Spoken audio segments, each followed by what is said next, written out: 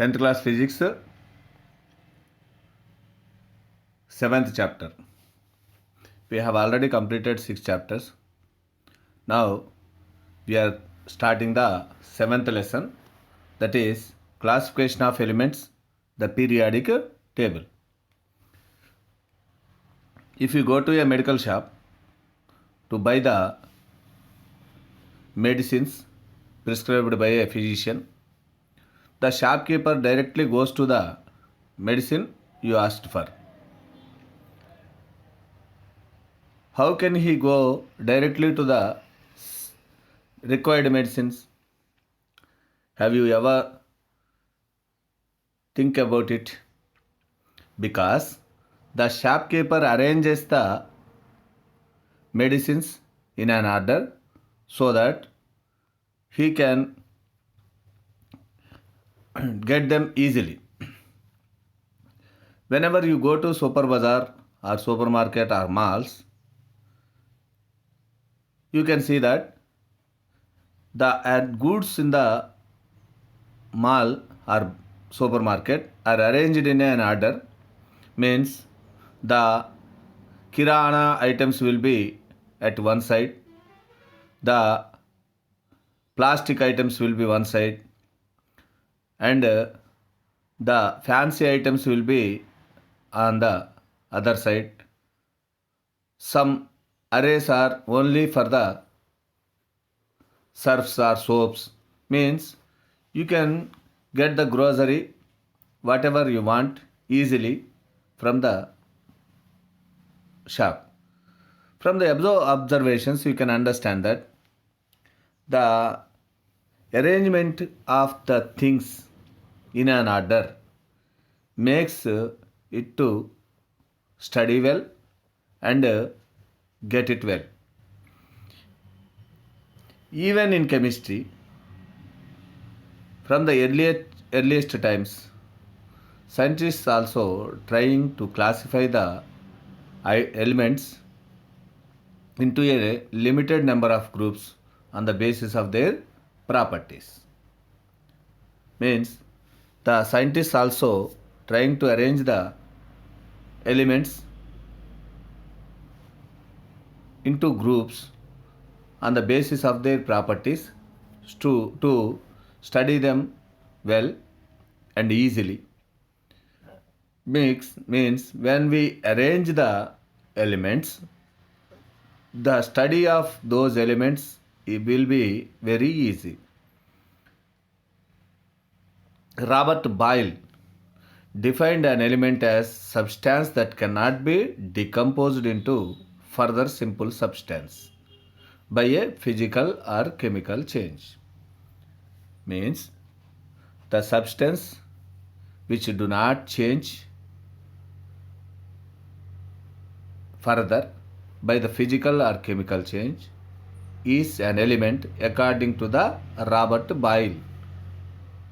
But at the time of Robert Boyle, only 13 elements were known. By the end of the 18th century, at the time of Lavoisier, another 11 elements are known. Means total 24 elements were known by the time of 18th century. By 1865, 63 elements were known, and by 1940, total of 91 elements from natural sources, and another 17 elements synthetically were obtained. By now, we know 118 elements. Studying about these 118 elements without arranging them into groups is not easy. As the number of elements increase, it becomes difficult to keep in memory the chemistries of individual elements and their compounds. Means 118 elements and their compounds and their properties are not easy to keep in our mind. In the 8th class, we studied about the metals and non-metals. Means the elements are classified into metals and non-metals. For example, sodium, potassium, magnesium, calcium, etc. are metals. Sulfur, chlorine, oxygen, nitrogen, and other gases also are non-metals. But this classification has so many limitations. This is not enough to study about the elements because aluminum shows the metallic properties and some non-metallic properties also. This type of elements are called the metallides or semi-metals. Means metals and non-metals. These two groups are not enough to study about the elements. We need to classify them further way. Hence, chemists means the scientists of chemistry started to frame ways to group these elements and compounds on the basis of their physical and chemical properties. In the beginning of 18th century, Joseph Louis Proust stated that hydrogen atom is the building material and atoms of all other elements are simply due to the combination of number of hydrogen atoms. Means all elements are formed with the atoms of hydrogen. This is the statement given by the Louis Proust, but it is not the correct one. Later we came to know it. According to the Louis Proust, it is to be noted that at his time the atomic weights of all elements were given as whole numbers. Means 23.5, 10.8. This type of atomic weights are not known at that time. That's why he may have thought that the elements are formed with the 18th hydrogen atoms. In the 18th century, the elements are limited and the study also limited. That's why he came to that type of conclusion. A German chemist, Johann Wolfgang Dobereiner, noted that there were groups of elements with three elements known as triads in each group with similar chemical properties. He tried to give a relationship between the properties of elements and their atomic weights. You have to keep in mind that Dobereiner tried to classify the elements into triads, means into the groups with three elements on the basis of their atomic weights. Three elements in a group is called the triad, and the classification is based on the atomic weight. These two things we have to keep in mind while studying the Dobereiner's law of triads. Dobereiner said that when elements with similar properties are taken into triads means in the groups of three elements and kept in the ascending order of their atomic weights, the atomic weight of the middle element is the average of the atomic weights of the first and third elements. This statement is called the Dobereiner's law of triads. For example,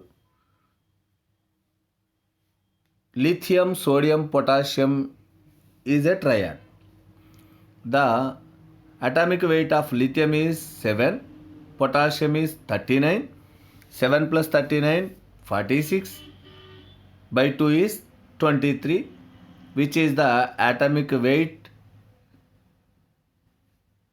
at that time known as 23 only. That's why The average of 7 and 39 is 23. That's why he thought that lithium, sodium, potassium have the same type of properties and kept them as a triad. In this way, the average of calcium and barium atomic weights is equal to the strontium atomic weight.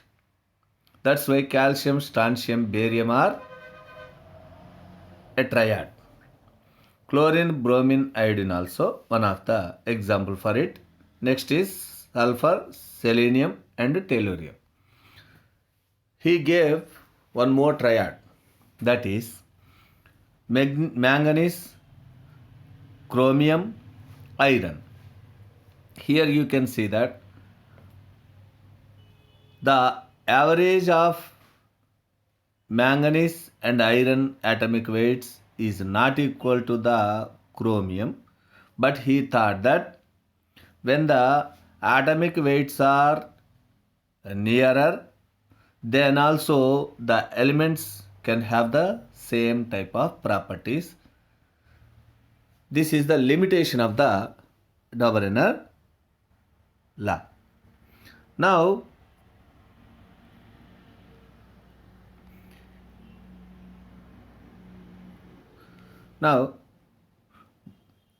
we have to appreciate the Dauberer because he tried well to arrange the elements known to him. He has taken the scientific way, that is atomic weight, to arrange them in an order. Dauberer's attempts gave a clue that atomic weights could be correlated with the properties of elements. It made chemists to look at elements in terms of groups of elements with similar chemical and physical properties.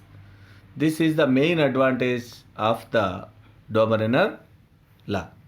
This eventually led to rigorous classification of elements and the modern periodic table of elements. Means the attempt of the Dauberer made us to go further and come to a conclusion about the classification.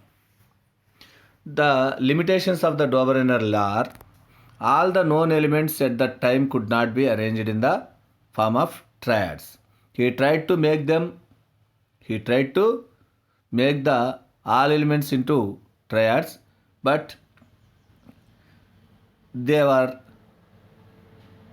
not kept in the triads because some elements with the same properties not following the Dauberer law.